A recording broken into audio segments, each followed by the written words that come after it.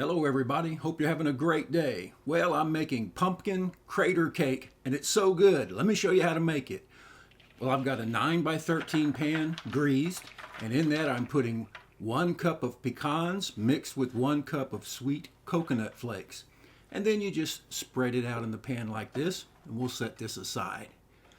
I hope you're doing well today. All right. And so now in a bowl, we're going to crack 3 large eggs. This cake turned out so well and moist and delicious. I thought you might enjoy it.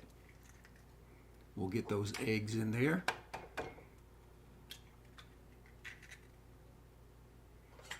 And we want to take a whisk and just break these up.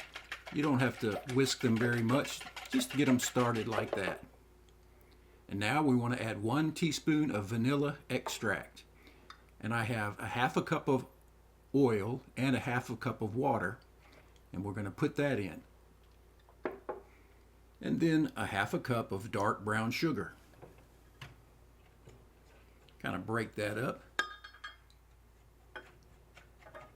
And then 1 tablespoon of pumpkin pie spice. And let's set this over here to the side, get it out of the way. And we want to give this a good stir. Now I'm going to add 1 cup of canned pumpkin. This little measuring cup really is helpful, and I'll put a link to it in the description box along with all the other ingredients. You can find it all in the description box. And so we'll stir that up, and now 1 box of cake mix, and this is a yellow cake mix. You could use any kind you like. Get that in the bowl. And this takes a little work, so you just kind of take your time and get it all mixed up until it looks like this. Okay, simple. Now we'll bring that pan back out. And this mixing bowl is so helpful because it has a handle, and you can hold it and do things like this with a lot easier than with the regular bowl. And I'm going to put a link to this in my description box as well. The model that's available now is just like this, but it's white. But I recommend one of these bowls because they're so helpful to have a bowl with a handle like this. Okay, and so we'll spread this out. And now in a separate bowl, I've melted 8 tablespoons of butter, and that's 1 stick, and then 8 ounces of cream cheese that's room temperature, and so it's soft. And you really need to get started with the fork, and we want to combine the cream cheese and the butter, and so we'll break this up. Pumpkin crater cake that has cream cheese, so I could call it pumpkin cream cheese cake, I suppose. So we'll get that mixed up, and now we want to add powdered sugar, and I'm putting 3 cups of powdered sugar. You could use a little less if you don't want it as sweet. And once again, you have to kind of take your time and mix this in, but eventually it all comes together. I went from a fork to now using the whisk, and it's nice and smooth.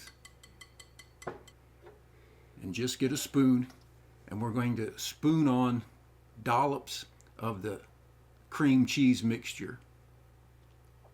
And this is what makes the craters.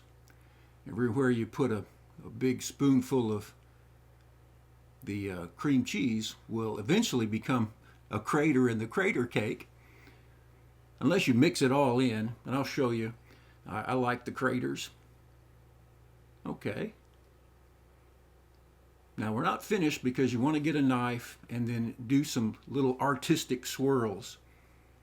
Just kind of swirl it around, and if you do this enough, I guess you could completely mix it, but you don't want to disturb that bottom layer of coconut and pecan.